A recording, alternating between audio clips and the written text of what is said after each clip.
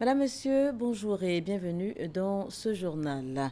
Les travailleurs du monde entier étaient à l'honneur hier, 1er mai. En Côte d'Ivoire, la célébration officielle de la fête du travail a eu lieu au palais présidentiel, comme il est de coutume. Travailleurs, représentants syndicaux, patrons ont été reçus par le chef de l'État, le président Alassane Ouattara, qui, après avoir écouté les uns et les autres, a pris des mesures visant à améliorer les conditions de vie des travailleurs, notamment l'annulation de l'augmentation de la facture d'électricité et la suspension de l'opération de renouvellement du permis de conduire. Des mesures qui, vous vous en doutez certainement, ont fait des heureux. Je vous propose d'écouter quelques réactions ici à Abidjan. La population attendait vraiment l'intervention du chef de l'État et ces dernières décisions viennent vraiment combler l'attente des Ivoiriens parce qu'il fallait que le président de la République montre vraiment qu'il est avec le peuple et pour le peuple. Les transporteurs sont très heureux et nous disons merci à Dieu, merci à Alassane Ouattara d'avoir pris à bras le corps vraiment 50% de nos déshydratés. Parce que le seul diplôme qui est reconnu dans le secteur du transport aujourd'hui, c'est le permis de conduire. Le carburant s'est baissé. Bon, au fur et à mesure, on va se concerter pour voir comment on peut arranger ça. Le chef a parlé. Et donc, il nous appartient maintenant, avec la compagnie d'électricité, pour voir comment mettre en œuvre cette décision du président de la République. Une augmentation est déjà faite. Nous sommes déjà à l'approche des derniers délais. Comment il faut faire pour prolonger le dernier délai? Est-ce que c'est l'argent qu'on va retourner? Est-ce que c'est prochaines factures? Et donc, avec la compagnie, nous allons quand même voir quelles sont les faisabilités pour le grand bonheur des consommateurs.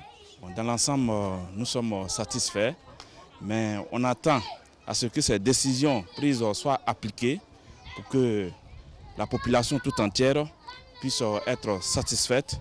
S'il a diminué le transport, moi personnellement, ça m'arrête parce que tous les jours, je dépense 800 francs pour aller à Vridi, tout près là. Et des réactions également à Bouaké face à ces bonnes nouvelles annoncées par le chef de l'État à l'occasion donc de la fête du travail. Je vous propose d'écouter. Quand le peuple grogne, il faut écouter. Il a écouté, il a dit ce qu'il pensait. Je pense bien que ce sont des bonnes décisions. Équilibrer les tendances entre gasoil et essence, c'est très important. Donc que les transporteurs aussi jouent leur partition. Il faut bien que la population sente les effets de ces décisions avant de baisser les bras. Donc je suis convaincu que si tout se fait avec célérité, eh bien, le peuple sera content, eh bien, et le front social qui est en ébullition peut se dégonfler. Je suis très content parce que si le président décide, c'est qu'il y a une solution à donner. Quand les responsables du pays décident, souvent il n'y a pas d'application. Et puis il n'y a pas de suivi. Il n'y a pas de suivi. Donc chacun fait comme ça l'arrange. Monsieur le Président, on sait qu'on peut compter sur vous, puisque vous êtes la solution. On peut compter sur vous. C'est une décision sage et puis salutaire, puisque du moment où il fait ça juste pour au moins aider la population, tu vois, là, je pense que là, c'est bon. Du moment s'il a vu que là, c'est là où il doit passer pour pouvoir avoir ce qu'on appelle une bonne situation pour la population, je pense que c'est salutaire. L'électricité, le permis, l'eau et l'amélioration des conditions de vie, c'est bienvenu. Mais le problème n'est pas de dire des bons discours. C'est de suivre, faire des suivis, former des comités de suivi pour pouvoir suivre les problèmes. Et puis pour que les choses puissent être telles que le président le souhaite. Mais aujourd'hui, qu'est-ce qu'on constate? Il y a des discours qui ont été faits. Au niveau du privé, comme je dis, je prends l'exemple au niveau du privé. Il y a des décisions qui sont prises dans le cadre des augmentations de 6% qui sur le salaire. Ce n'est pas appliqué par les sociétés. Mais qu'est-ce qu'ils les ont fait? Il n'y a personne pour suivre et les sociétés font ce qu'ils veulent. Bon, ce sont de bonnes décisions compte tenu du coût et des chertés de la vie. Je pense que ce sont des bonnes décisions prises par le président de la République. Vraiment qu'il essaye de revoir encore profondément même la cherté de la vie. La décision de faire baisser le prix de transport ne vient pas des chauffeurs, mais des producteurs de camions ou des hauts décisionnaires du domaine du transport. Si les producteurs de véhicules sont prêts à baisser le prix et qu'ils nous informent, on peut le faire. Ça rend la population parce que cela permet de rehausser un peu le niveau de vie des populations. Et je pense que ce sont de bonnes décisions en tout cas. C'est de bonnes décisions parce qu'on se plaint de la vie chère. Alors si on augmente, que le président prenne une décision pour réduire ou annuler, je pense que c'est une décision salutaire. Moi-même, ça me réjouit que le président soit vraiment imprégné de ce que la Côte d'Ivoire vit. Le prix de la tchéké peut baisser, mais il y a quelque chose, même si on plante beaucoup de manioc, qu'il y a toujours des gens qui font sortir le manioc de la Côte d'Ivoire, ça va toujours augmenter. Voilà, dimanche 1er mai, donc fête du travail, jour déclaré férié sur toute l'étendue du territoire national. Un jour où certains fonctionnaires du secteur privé et du secteur public sont pourtant à leur poste, assurant ainsi la permanence dans les différents services pour le bien-être des populations. Notre équipe de reportage conduite par Koné Pagassoro s'est rendue sur le terrain. Compte rendu. Préfecture de police au plateau. Il est 9h ce dimanche 1er mai, fête du travail. Ici, responsables et agents de police sont à leur poste. Notre manière de fêter, c'est d'être présent au travail. Nous souhaitons que tout se passe très bien. Nous appelons la population au calme. Ils sont bien sécurisés. Les travailleurs seront bien encadrés, tant pour leur arrivée au niveau du palais de la présidence que pour leur retour dans les différents quartiers. Après la préfecture de police, un tour au commissariat du 8e arrondissement de Cocody nous permet de constater la présence des éléments de commissaire et chefs de service jour ou foyer Hyacinthe. Ils s'apprêtent à se rendre sur le terrain pour accomplir leur mission. Au groupement des sapeurs-pompiers militaires d'Abidjan, les agents sont également à la tâche. Depuis ce matin, nous avons eu plus de 3 appels, plus d'interventions à faire. Tout se passe bien. Même son de cloche dans les centres de santé. Le service minimum est assuré. Au CHU de Cocody, par exemple, le deuxième bébé sorti du bloc opératoire est transporté dans un chariot par une sage-femme. Le directeur général de cet établissement sanitaire, qui a rendu visite à ses collaborateurs, les a félicités avant de les exhorter à plus d'ardeur au travail. Aujourd'hui, nous sommes là pour encourager notre personnel à davantage d'efforts et à continuer dans le sens qu'ils ont décidé, n'est-ce pas, d'emprunter. À la radiodiffusion-télévision ivoirienne RTI, la permanence est également assurée. Les journalistes et chefs de service de la rédaction préparent activement le journal télévisé de 13h. Les travailleurs de ces différents services se disent fiers d'être à leur poste en ce jour férié du 1er mai pour apporter leur contribution au développement de la Côte d'Ivoire. Et on change complètement de sujet sur les enquêtes ouvertes au sujet donc des affrontements du mois de mars dernier à Bouna. On en sait un peu plus. Plus d'une dizaine de personnes arrêtées, jugées et condamnées. 28 affaires au moins en cours. 28 personnes également en détention préventive. On fait le point avec Thomas Nguesombi. Dimanche 1er mai, jour de célébration de la fête du travail. Nous sommes au plateau à Abidjan, à la rue du Commerce. Nos pas s'arrêtent devant cet immeuble Symphonie, avant de se diriger vers le bureau du directeur de cabinet adjoint du ministre de la Justice. 24 heures tout juste après la visite du président de la République à Bouna, notre volonté d'en savoir un peu plus sur les enquêtes ouvertes au sujet des violents affrontements du mois de mars dernier dans le département de Bouna, nord-est du pays, nous y conduit. Bernard Kouassi accepte de nous faire le point. Les enquêtes ouvertes à l'initiative du substitut résident près la section du tribunal de Bouna ont donné lieu à plusieurs procédures judiciaires. 16 personnes ont été arrêtées, jugées et condamnées. Au nombre de ces personnes condamnées, 12 l'ont été pour troubles à l'ordre public. Il s'agit d'individus qui avaient érigé des barricades sur les voies publiques et sur les axes routiers reliant les villages. Les 4 autres ont été condamnés pour violence à agents dans l'exercice de leurs fonctions, détention illégale d'armes à feu et recel d'objets volés. À côté de ces procédures terminées, il plaît à ce magistrat de mentionner celles en cours.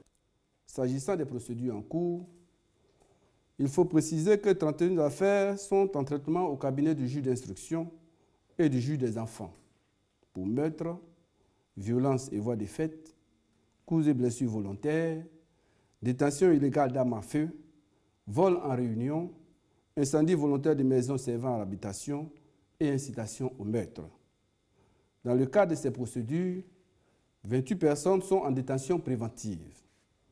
Il importe de préciser que le nommé Palais Youléré Jean-Marie, présumé être l'instigateur des affrontements et qui était en fuite, a été appréhendé le samedi 30 avril 2016 en exécution d'un mandat d'arrêt qu'avait discerné le juge d'instruction de Bouna. La procédure le concernant est en cours. Devant les membres du cabinet, dont le directeur, le procureur de la République, près le tribunal de première instance d'Abengourou, Bernard Kouassi réaffirme l'impartialité de la justice avant de dire que les services du ministère de la Justice restent et seront toujours à la disposition du citoyen. La protection civile se rapproche des populations. La région de San Pedro a été dotée d'un centre de secours d'urgence avec pour mission de prévenir toutes sortes de catastrophes dans la dite région. Cérémonie d'inauguration avec Abou Sanogo. Ils accomplissent la même mission que les sapeurs-pompiers militaires. Ils ont reçu une formation théorique et pratique et solide afin de parer à toute forme de catastrophe. Ce sont les sapeurs-pompiers civils de San Pedro qui disposent désormais d'un centre de secours d'urgence. Il a été mis en service par le ministre d'État, ministre de l'Intérieur et de la Sécurité, Ahmed Bakayoko. L'avènement de ce corps va permettre à l'État de mettre en œuvre sa politique de couverture du territoire national par les forces de sécurité.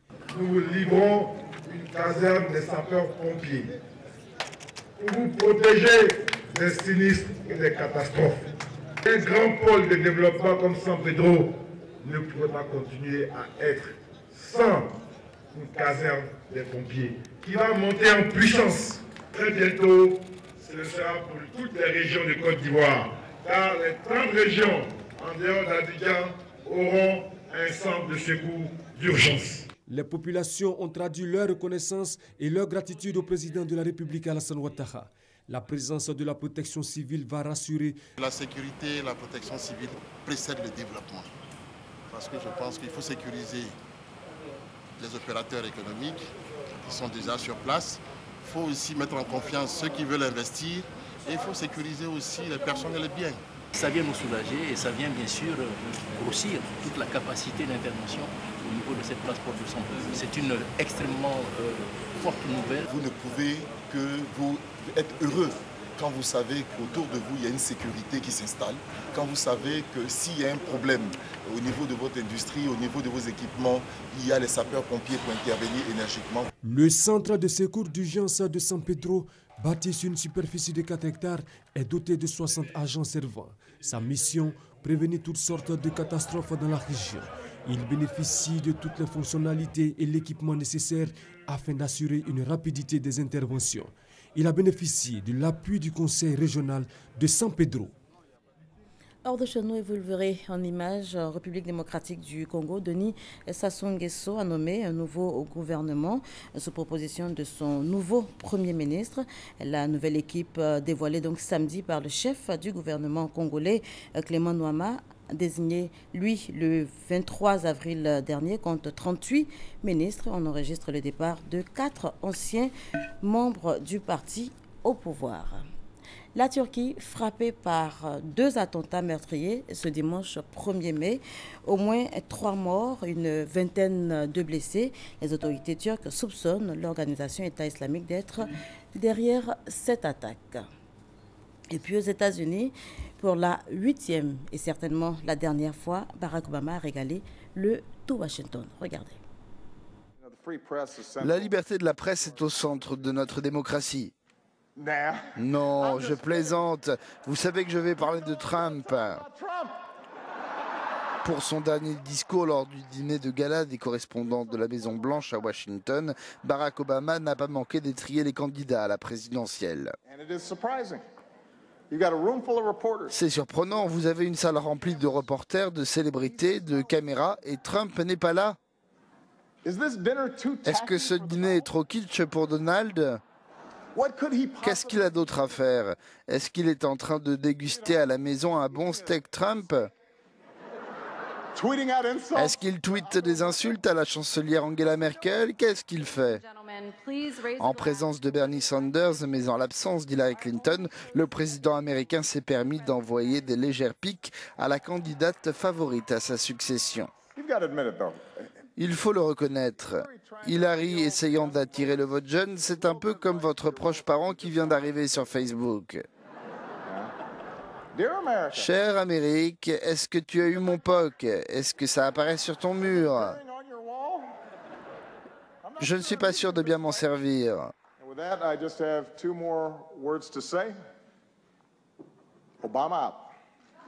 Dans le public, la chanteuse Aretha Franklin et l'acteur Morgan Freeman auront sûrement apprécié les qualités de showman dont Barack Obama a une nouvelle fois fait la démonstration. Notez pour être complet, en parlant des États-Unis, qu'un navire de croisière a donc quitté les États-Unis pour Cuba, une première en 50 ans.